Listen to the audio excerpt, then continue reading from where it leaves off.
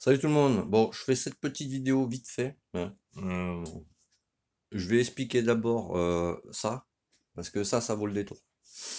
Alors, maintenant, ça va être simple, parce que moi, je reste jusqu'à 3 heures du matin à expliquer des choses, mais si tu fais tout l'inverse de ce que je t'explique, ça ne sert à rien, tu vois, que je passe mon temps à t'expliquer jusqu'à 3 heures du matin comment régler un carburateur. Tout le monde pose des kits, personne ne sait régler un carbu. Chose que je comprendrai jamais. Mais bon. Donc là, tu as une vis d'air. À quoi elle sert la vis d'air? Je t'explique vite fait. Elle sert à bien mélanger ton rapport stoichiométrique. Le rapport stoichiométrique, c'est les flux gazeux qui se créent à l'intérieur, c'est-à-dire le mélange air et essence, tu vois, bon, l'huile, machin, qui passe dans ton carbu. Donc, plus tu visses la vis d'air, moins t'as d'air qui passe, plus ton ratio d'essence augmente. Tu enrichis ta machine, si tu préfères.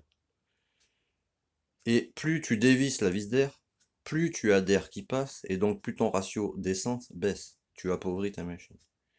Maintenant, sur un kit 50, le maximum, si tu veux être zinzin, maximum tu mets un 24. Il y a un gars, il m'a contacté, je vais pas citer son nom parce que là, je sature. Il a un 50 Vortex, il a mis un carbu de 28. Il roule en admission libre, donc du coup, bon, ben, l'air il est pas filtré, tu vois.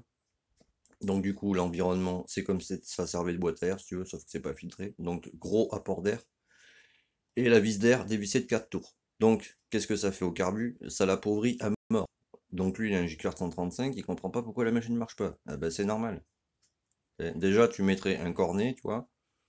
Je suis pas fan des cornets parce que quand il pleut, ben, du coup, le cornet, ça devient une éponge, ça claque les bougies, l'eau passe à travers ben, ton cornet, t'es clapé, c'est la merdasse. Après, un autre truc, que tu sois en boîte à air ou en cornet, d'accord? Pour le réglage, toujours la vis d'air. Si t'es en boîte à air, on va dire que t'as un tour et demi. C'est un exemple, hein. Et si tu passes en cornet, tu ne peux pas être à un tour un quart. Pourquoi? Je t'explique. T'as un plus gros volume d'air dans la boîte à air. Garde en tête qu'il faut toujours un ratio d'air plus grand que ton ratio d'essence pour qu'il y ait une bonne combustion, un bon allumage, etc. Que tout brûle bien dans ton cylindre. Tu vois. Donc si tu es à un tour et demi dévissé, tu vois, la vis d'air sur ta boîte à air, qui a un plus gros volume d'air que ton cornet, pardon. Si tu passes sur un cornet, forcément le volume d'air est plus petit, donc ton ratio d'essence devra être encore plus petit. Donc ta vis d'air, elle aura plus d'un tour et demi. Parce que si tu la mets à un tour un quart, forcément ton ratio d'essence, il y sera plus grand que ton ratio d'air, vu que tu la mets à un tour et un quart et que tu visses, tu vois, tu bloques l'arrivée d'air. Donc tous ceux qui roulent en admission libre, ça va être un tir groupé, quoi. Ne venez pas me dire, oui, je comprends pas, j'ai mis ma vis d'air à 2 tours et demi. Ta vis d'air, si elle a plus de 2 tours, c'est que ça signifie que ton gicleur principal, il est trop gros. Parce qu'il faut plus d'air que d'essence pour que ça marche. Le ratio d'essence. Le ratio air-essence, pardon. Le ratio d'air, il faut 14 quantités d'air pour une quantité d'essence pour qu'il y ait une bonne combustion dans ton cylindre. Après, si ta vis d'air, elle a moins de 1 tour, par exemple, les 3 quarts dévissés, là, c'est ton gicleur de ralenti qui est trop petit, donc il faut le monter. Voilà. En l'occurrence, là-dessus, je vais normalement, je suis à un tour en hiver, je suis à un tour un quart sur une boîte à air, et en été, je suis à un tour et demi, tu vois, avec un gicleur de 95. Mais là, je vais faire d'autres tests, je vais voir. Et on ne met pas un carbu de 28 sur un 50. Ça sert strictement à rien, quoi. Ça ne marchera pas. Explication à la con, ça vaut ce que ça vaut parce que, tu sais, le gars, j'ai essayé de l'aider hier, tu vois. Le Lyonnais, tu vois, pour rouler tous les jours, il a un 96 Bidalo avec un carbu 28. Alors, il y en a plein, ils vont me faire, ouais, c'est pas assez, il faut mettre un carbu de 32. D'accord. Alors, sur un 96 Bidalo, quand tu mets un carbu de 32 ou 34, c'est pour sortir à balle de chevaux de la moto. Mais lui, tu vois, en l'occurrence, c'est pour rouler tous les jours, tu vois. C'est un petit délire qui s'est fait, tu vois. Bon, il a le permis, la moto, tu vois. C'était un délire, tu vois, pour rouler all day, on va dire, tu vois. Avec boîte à air, tu vois, conservée. Parce que le cornet, il est dans la boîte à air. Ça limite le bruit et puis ça protège ton cornet, tu vois. C'est marrant, mais quand on a plus de 40 ans, on commence à réfléchir. Bref, du coup, il a mis un carbu de 28 parce que c'est moins chiant à régler, tu vois. Et pour un roulage tous les jours, bah tu te fais moins chier. Voilà, c'est pas plus compliqué, quoi. Et oui, la différence avec un cylindre d'origine et tous les kits 50, le piston, il est en 40,30 mm. Voilà. La seule chose qui change, c'est les transferts latéraux, là, ici, avant-arrière, qui sont plus gros que sur un origine, tu vois. Sinon, c'est tous les mêmes. Après, sur un M6, là-dedans, tu vois, là, t'as quand même l'embrayage, tu vois. Là, t'as le ressort, tu vois, qui fait rappel à la cam d'embrayage, tu vois, pour que ça fasse, tu vois, au ressort. À l'intérieur, là, t'as une tige poussoir, tu vois, sans tête, juste une tige, une bille qui sert de roulement, et une tige poussoir qui sert à pousser ton plateau presseur, qui sert à libérer ton embrayage, tu vois, quand t'es au point mort ou comme ça. Quand t'en prends là. Tu débrailles, non, t'es au point mort, pardon, excuse-moi. Quand tu débrailles, tu vois, ça ouvre Je pense que tu m'as compris. Hier, j'en ai vu un, il fait ouais, je comprends pas, ma cam elle passe pas, y a rien qui marche. C'est normal, mec, il n'y a pas de ressort, tu vois. Il faut une rondelle aussi, tu vois. Quand t'as ton ressort de rappel de cam, si tu vois, pour que ça fasse ressort comme ça. Tu vois.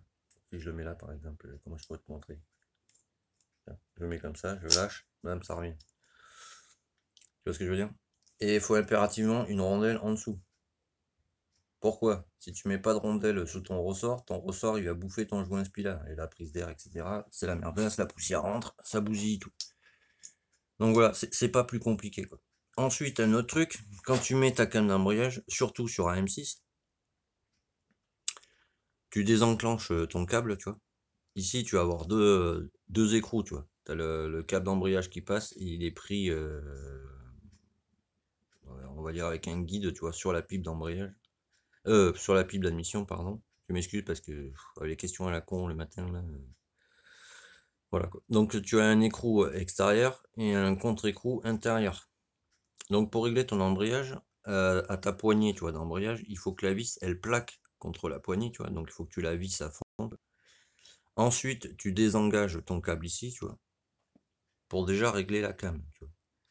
Donc la cam, si tu veux, voilà, là elle arrive en butée, tu vois. Donc là, tu remets ton câble, tu vois. Au pire, tu peux t'aider avec quelqu'un si tu veux. Parce, si tu veux, si tu mets ton câble, on va dire que c'est comme ça, voilà.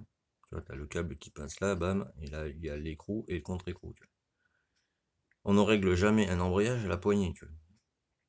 Donc, l'écrou qui est à l'extérieur, lui, il sert à tendre, si tu veux, ton câble, tu vois. Donc tu tends ton câble, tu vois, tu le dévisses, ça va tirer sur le câble, tu vois. Donc tu as la cam qui va arriver comme ça. Dès que tu sens, tu vois, tu fais à la main, au pire tu te fais un repère, tu vois. Dès que tu sens, tu vois, là je peux pas être plus loin, tu vois. Sinon il faut que je débraye à la main, mais je peux te dire ça débraye, quoi. Il faut que ta cam, si tu veux, ça fasse un angle de 30 degrés, tu vois, ici, là, tu vois. L'angle, tu vois, qui est ici. Prends un rapporteur si tu préfères, si tu as du mal. L'angle que tu as entre le plan de joint allumage et l'angle de la cam, tu vois, là, ici, là, si tu veux. Faut que ça fasse 30 degrés. Mais si tu veux pas te prendre la tête, dès que tu sens que tu as embuté, là, tu vois, donc tu gardes ça comme ça, tu vois. Au pire, tu laisses juste le câble dedans, mais c'est pareil. Donc tu laisses ton câble dedans, d'accord? T'as dévissé à la poignée en haut. T'as vissé à la poignée en haut, pardon. Je recommence, c'est pas clair. Tu visses la poignée, enculé. Tu visses la vis en butée à la poignée d'embrayage, d'accord? Tu laisses ton câble dedans. Tu pousses ta cam comme ça, tu vois. Tu sens qu'elle est embutée, là, tu vois. Donc tu te fais un repère, au pire, tu vois. Là, tu vois. T'entends? Voilà, la cam, elle arrive embutée contre la tige. Donc, tu visses ton écrou ici, tu vois. Donc, du coup, ça va tirer le câble. Dès que la cam, ici, elle arrive en butée, c'est bon. Donc là, tu visses ton contre-écrou à mort. Et c'est bon, ton embrayage, il est réglé, tu vois. T'as pas besoin de batailler sans s'éteindre. Ensuite, sur Derby. Voilà, sur Derby, tu vois, c'est pareil. La vis que tu as embutée à ta poignée d'embrayage, tu la visses à fond, tu vois. Tu prends ta cam, tu vois, comme ça. C'est pas compliqué, hein. Tu la mets dedans, tu vois, faut jouer un peu. Voilà. Tu cherches, voilà, bam. Voilà. Hop. Sur Derby, je ne sais plus. Ah oui, le câble, il arrive ici. Donc, t'as ta poignée, elle arrive en butée, tu vois, la vis. Tu touches pas. Tu enlèves ton câble d'embrayage, d'accord? Tu le désengages, tu vois. Ensuite, tu prends un gros tournevis, tu vois.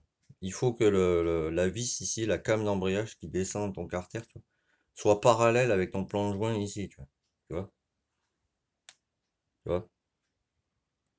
C'est parallèle, tu vois. Donc tu maintiens ça, la came d'embrayage, tu vois, en butée, tu vois. Ça c'est la biellette, ça n'a rien à voir. C'est un guide, si tu veux. Donc tu maintiens avec ton tournevis, tu vois, vers la droite, pardon, pour que ça arrive en butée, tu vois, la came. Tout en maintenant la came, tu dévisses ici la biellette, tu recules ta biellette, tu vois. Il faut qu'entre, tu vois, par exemple, on va prendre ça, on va dire que ça est imagé. Tu vois, tu as ton câble d'embrayage qui est arrivé là, tu vois. C'est pour régler en fait. Et tu vois, tu vas avoir la butée de ton câble. Il faut qu'elle arrive à peu près ici, tu vois. Donc là, tu resserres ta biellette via via l'écrou, tu vois. Et pour mettre ton câble d'embrayage dans la biellette, tu vois, il faut que tu débrayes à la main, tu vois. Tu mets ton câble, tu lâches, c'est bon, ton embrayage il est réglé. Et après, pour rouler, parce qu'un embrayage ça se rôde, il faut pas que tu mettes ta moto, tu sais que tu accélères à fond, parce que du coup ça va patiner, ça va, ce qu'on appelle, ça va cirer ton embrayage, ça va limer, si tu veux, la garniture ou le Kevlar. Donc faut que tu accélères tout doucement, tu vois, que tu laisses la moto partir. Ça sur 25 km. Et après c'est bon, tu peux accélérer comme une tordue si t'en as envie. Ensuite, ça va être un tir groupé ce matin. Tu vois, tout le monde monte son embrayage, ça y est, je suis parti, moi. Son allumage comme ça, tu vois. C'est-à-dire, là tu as l'ouverture, tu vois, passe ton câble. Tout le monde le monte comme ça. Alors faut surtout pas le monter. Faut surtout pas le monter comme ça. Parce que ici, je vais essayer de zoomer s'il veut bien. Voilà. Tu vois, sur le carter ici, tu as un repère. Il n'a pas été mis là par hasard, hein. Il sert à quelque chose. Tu vois. Il sert à bien caler ta platine, si tu veux. Parce que là, tu as un contacteur. Tu vois. Ça, en l'occurrence. Et là, tu vois, tu as des flèches, des petits ergots, tu vois, sur ta platine. Il faut que la flèche du haut, alors tu mets celui-là. Attends. Voilà. Il faut que ta flèche du haut, pardon, voilà, elle soit en face de ton repère, tu vois. Là, tu peux visser ton allumage. Tu vois. Là, c'est bon, c'est bien monté. Et après, je te montrerai avec la cloche, parce que la cloche, c'est pareil. Quand tu la montes,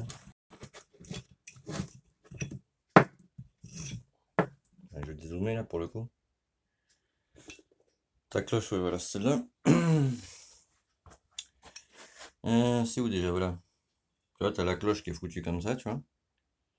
Bon, ça, c'est les ampérages, on s'en fout, pour l'instant. Je t'expliquerai ça plus tard. Et là, tu as un petit S. Le petit S, ça veut dire start. Démarrage, t'appelles ça comme tu veux. Donc, ici, tu vois.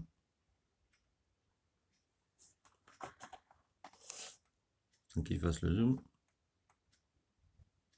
Là, tu as un petit repère aussi, tu vois, sur la platine ici, tu vois, une espèce de petit œillet. Tu vois. Là, c'est là où tu mets la vis, tu vois, et là, tu as un petit œillet. Tu vois. Voilà, ça tombera pas plus. Oula, faut que je dézoome. Donc, on va essayer de remettre pour que ça tienne bien, pour que tu comprennes, parce qu'il n'y a aucun intérêt de faire cette vidéo. Bon, là, ça tiendra pas, je pense.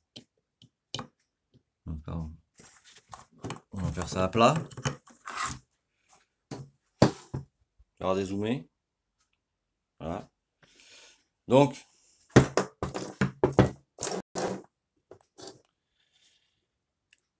la petite flèche en face du repère carter, d'accord? Ensuite, tu as ce petit repère là, tu vois, le petit plot là. Il faut que le S, tu vois, start, tombe en face, voilà, tombe en face de lui, tu vois. Mais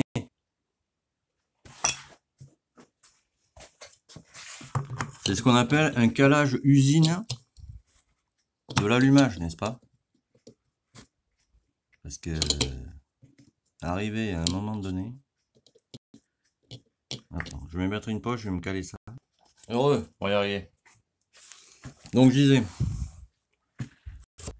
hop, tu vois, tu as les deux flèches, tu as celle-là et celle-là. Donc bon, c'est à peu près calé en face. Après tu joues, tu sais, avec les vis, etc. Donc tu as ton petit œillet ici, tu vois. Donc tu cherches ton petit œillet sur ta cloche. Ou volant, tu appelles ça comme tu veux. Donc le start, tu vois, il faut qu'il soit en face ici, tu vois. Voilà. Je vais me mettre comme ça pour que tu vois. Donc tu sais que c'est comme ça, tu vois. Mais du coup, la clavette, elle est là, tu vois. Donc à ce moment-là, tu tournes. Voilà, je le ferai après, parce que ça, une main, je galère un peu. Tout est graissé, tu vois. Donc du coup, pour que ton œillet il soit en face, c'est comme ça, tu vois. Et la clavette, tu vois, faut que le vilebrequin, faut que je le décale. Et là, c'est bon, tout est aligné, tu vois. Bam, tu peux le monter, ça va démarrer. C'est pareil, tu vois. Parce que sur celle en l'occurrence, non, il n'y a pas. C'est pour ça que, tu vois, là-dessus, il y a un S, tu vois. Comme si tu prends les anciennes cloches, tu vois. Les anciennes cloches, je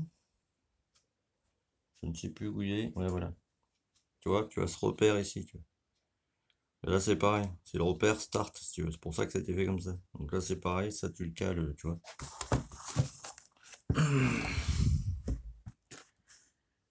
Hop. Je m'excuse, j'essaie de viser en même temps. Voilà. Tu le cales là, tu vois. Tu vois. Bam. Tu sais que c'est bon, tu vois. Et tu vois. Là, par contre, la clavette, faudrait qu'elle soit là-haut, tu vois. Mais là, celui-là est différent parce que celui-là, en fait, si tu veux, c'est une cloche débridée, tu vois. Parce que là-dedans, c'est pareil, tu vois. Encore, c'est un peu différent sur celle-là, parce que normalement, tu vois, là, c'est full débridé parce que t'as aucune protection, tu vois, c'est un seul aimant, tu vois. Et là-dessus, il y a un seul aimant aussi, mais il est renforcé avec, tu vois, la protection. Faut que je le nettoie d'ailleurs, parce que, tu vois, c'est assez crade, donc là, je vais y passer du papier ponce, tu vois, pour que ça redevienne nickel, tu vois. C'est pour éviter la poussière, etc. Et ça, tu l'as sur les bobines comme ça, tu vois. Et ça, en l'occurrence, c'est un test que je vais faire. Le top perf, il doit arriver tout à l'heure. Donc, je vais le monter dardard dessus, tu vois, dès qu'il arrive. Donc, voilà, ce qu'il faut prendre en compte, c'est ça. Le petit repère ici, tu vois, sur la platine, à aligner avec le repère sur le carter. Et le petit œillet de la platine à aligner avec le S et la clavette de la cloche. Voilà. Ben, moi, je continue, hein. Et voilà, quoi. Donc, arrêtez de foutre des... Enfin, après, tu peux foutre un carbu énorme, tu sais, du moment que tu sais le régler et à quoi ça sert les vis, j'y vois pas d'inconvénient. Mais foutre la vis d'air à 4 tours dévissées et pas savoir à quoi ça marche, et me sortir, ouais, la moto elle est trop riche. Non, non, elle est pas trop riche, elle est trop pauvre ta moto. Tu l'appauvris t'appauvris tu appauvris ton ratio d'essence via la vis d'air. Donc forcément, ça ne va pas marcher. C'est de la logique. Donc avant de monter des kits, hein, apprenez à comment marche un carburateur. À quoi sert tel ou tel élément, tu vois, etc. Et c'est comme quand tu prends par exemple, tu vois ça, là, on va plus là, tu vois, là il n'y a pas de vis d'air, tu vois, il y a juste une vis ici qui gère le débit d'essence envoyé par ton gicleur. Là c'est l'inverse si tu veux. Plus tu vas la visser, moins tu as d'essence qui va passer, plus tu auras d'air. Plus tu la dévisses, plus tu as d'essence qui arrive, tu vois, c'est comme un robinet, plus tu as d'essence qui passe et du coup moins tu as d'air. Voilà, mais là c'est pareil, il faut qu'elle soit toujours dévissée en un tour, un quart, pas plus, quoi. Voilà, donc apprenez comment marche un carbu, et après on discutera, quoi. Parce que moi quand on me dit le Lyonnais il connaît rien, bon. Il a un bac plus 7 mécanique, il a travaillé plus de 10 ans chez Yamaha, plus de 30 ans en tant que préparateur, compétition et j'en passe. Donc tu vois, je préfère me écouter ce genre de personne que le gars qui a 18 ans qui va aller me foutre un carbu 28 sur un 50. Et qui me dit ouais putain il sort trop de chaud. Ouais, c'est un kit 50 mec. Bon enfin bref tu vois. À titre d'info, tu vois. Le 75 Top Rose, il prend un 70 alu, tu vois. Le 75 Top Rose avec, je pars du principe, je parle toujours la même, avec la carburation en adéquation, les clapets en adéquation, l'échappement en adéquation, l'embrayage, tout ce que ça comprend, il peut sortir jusqu'à 17 chevaux. Alors que le 70 alu, 12 chevaux. Donc, voilà. La GPR que j'ai fait il n'y a pas longtemps, pas celle du Belge, mais une autre. Dessus, il y avait un 80 Rsal, tu vois. Un échappement Most, des clapets Polini en alu, c'est les lames. Embrayage en Kevlar. La transmission, c'est du 14-48. Bon, ça, on s'en fout, c'est un détail. Image top perf. Elle sort 24 chevaux 7. Alors bon, à un moment donné, voilà quoi. Mais voilà, c'est pour rouler tous les jours, tu vois. Le gars, il va au lycée avec, tu vois. Donc voilà. Sur ce, merci aux nouveaux abonnés, c'est-à-dire Mimile357. J'ai bien aimé ton pseudo, j'aime bien. Et moi, je continue. Et tchuss, c'était Motard Junior 40. Merci de me suivre. À bientôt.